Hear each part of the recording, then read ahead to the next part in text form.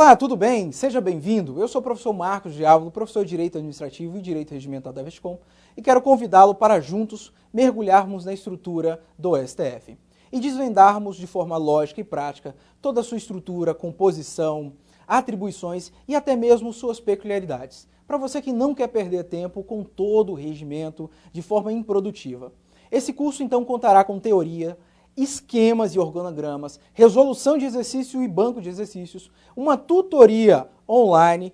Também teremos, além dessa videoaula, você terá uma revisão ao vivo e um chat posterior para aqueles que adquirirem o curso.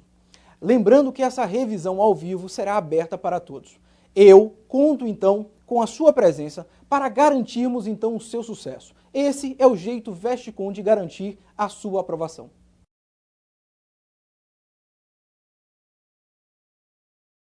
Passemos a falar então do STF, do início do regimento interno. E falaremos então do tribunal, da sede, jurisdição e da sua composição. Pois bem, o STF é considerado o guarda da Constituição Federal. Sua função é a guarda da própria Constituição.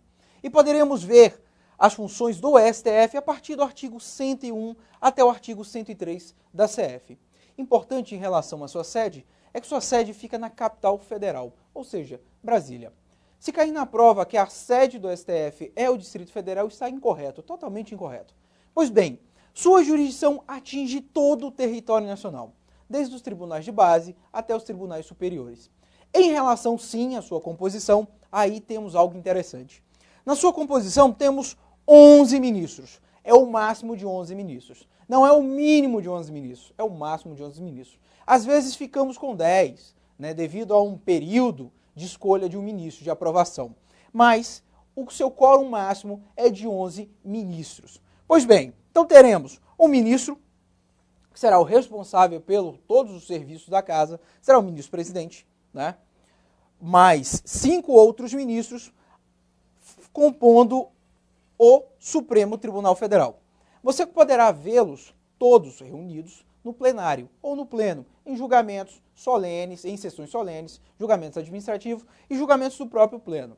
Pois bem, então nessa primeira tela podemos dizer o quê? O STF é o guarda da Constituição, seus artigos na Constituição estão do 101 ao 103, a sua sede está na capital federal e sua jurisdição atinge todo o território nacional. Ótimo! Tem como composição 11 ministros. Esses 11 ministros não é o mínimo, mas sim 11 ministros, o máximo de 11 ministros. Às vezes fica com 10, mas é devido a um período de escolha. Então, sua composição terá, então, um presidente, mais 10 outros ministros para julgar. De forma bem prática, falaremos, então, dos órgãos do STF. São órgãos, então, do STF, o plenário, turmas e o presidente. Pois bem, o plenário ou pleno é considerado o órgão máximo julgador, julga as causas de maior complexidade. Se compõe, então, dos 11 ministros. As turmas são divididas em duas turmas, primeira e segunda turma. Cada uma, então, com 5 membros. Então, perceba, 5 mais 5 teremos 10 ministros. Faltará um. Este ministro é o ministro presidente da casa. Ele não integra, então, as turmas. Já saliento o seguinte, veremos a turma lá na frente, falaremos melhor do pleno. Na turma, cada vez que é escolhido um presidente, este presidente sairá de uma das turmas. Ele sai e o outro presidente, que deixa o cargo, assume o lugar dele na turma. Exemplo, digamos que o Joaquim Barbosa fosse da segunda turma.